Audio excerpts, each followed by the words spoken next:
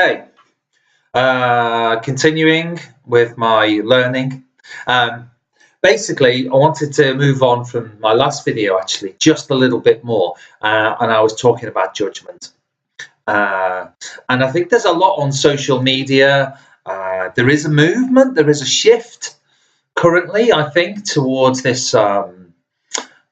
place where we're thinking more about our lives and processing things differently and just trying to think about things in a different way. And there's a lot of this, be happy, be happy, happy, happy, happy, all that kind of, there's a lot of that about. Um, and I think it puts people off wanting to make some really substantial changes.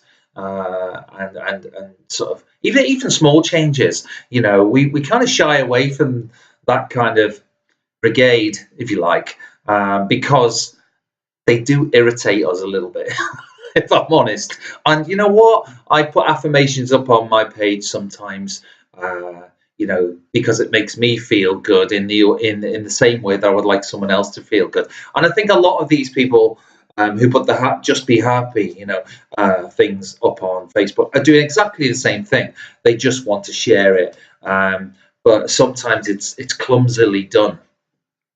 And so I wanted to look at this a little bit in this video and sort of bring forth what I've been sort of learning about it.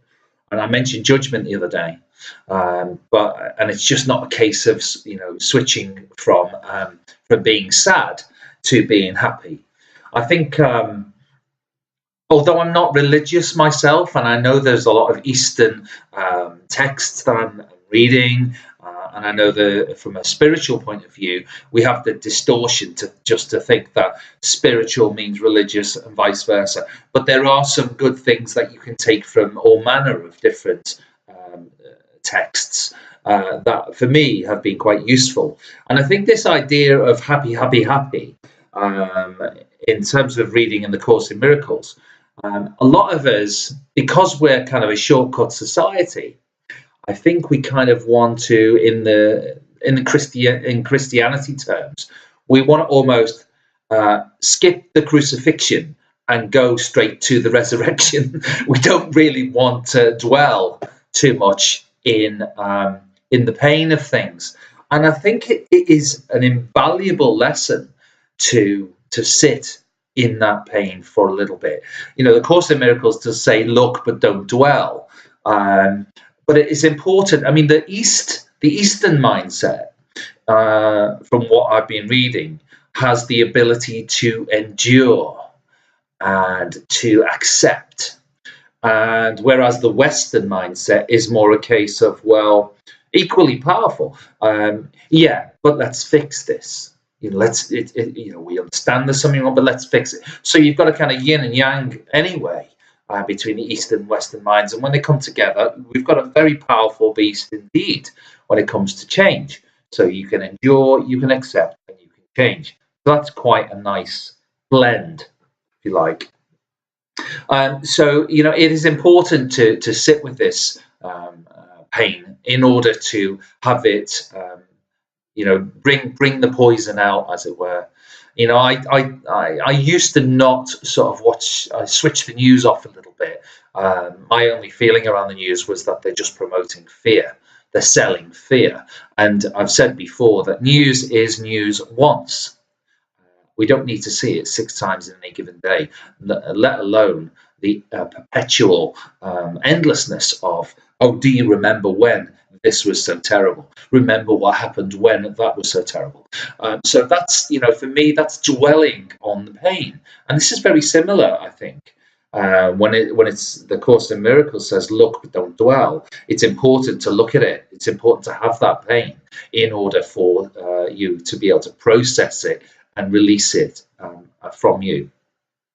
Gandhi said, I think, there was a part in his work where he talks about, I think it's called Satyagraha, which is basically very similar.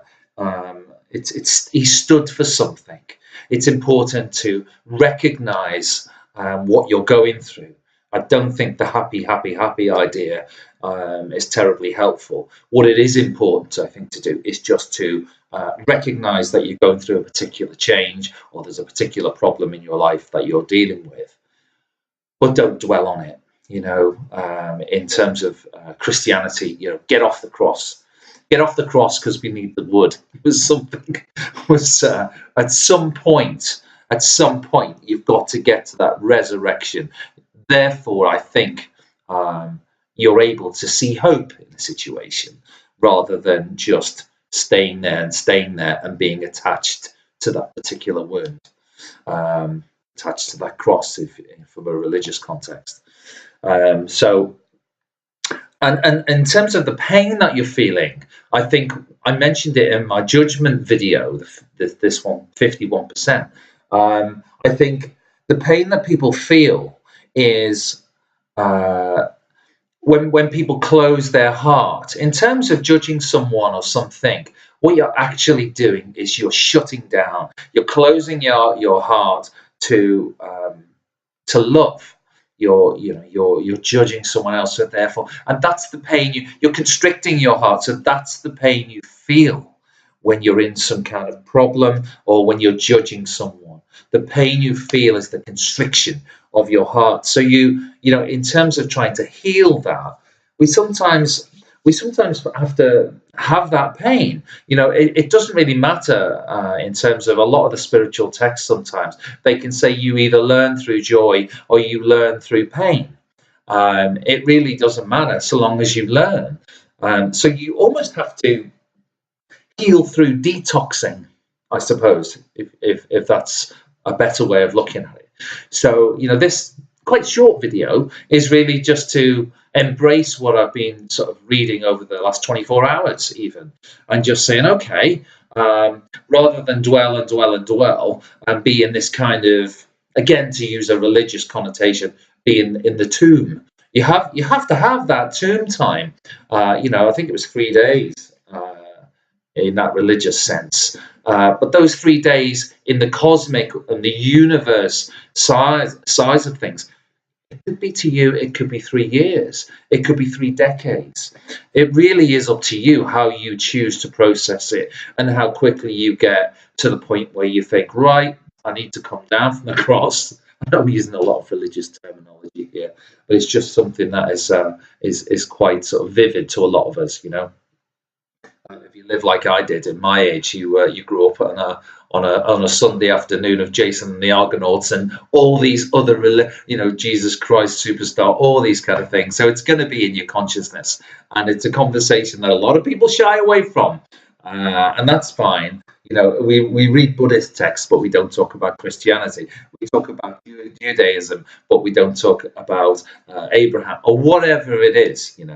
For me, I'm a seeker. So I look for the common thread, if you like.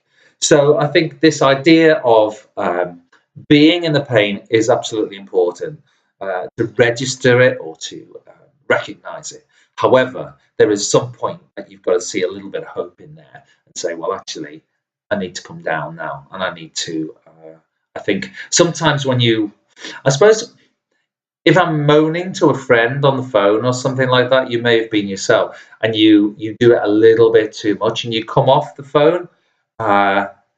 Sometimes you feel a little bit grubby, a little bit dirty, a bit, I really did go to town on that too much. It's the same feeling. At some point, you're going to recognize that, that everybody else, a lot of people, you can sit in a cinema, you can sit in a bus, on a train, you can sit in traffic. You can guarantee statistically there are people around you that are going through similar pain.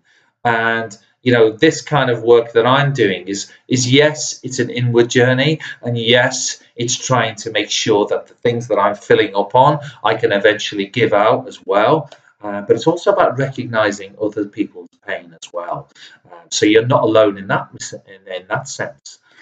So it's a big picture, and it's a big, hopefully, global trend that we're going through at the moment. So look, but don't dwell. And happy is a good thing. It has to be, but We we can't just go through naively expecting things just to get better just because we say so. We've got to have a processing time. So yeah, be happy and try and pass it around as much as you can.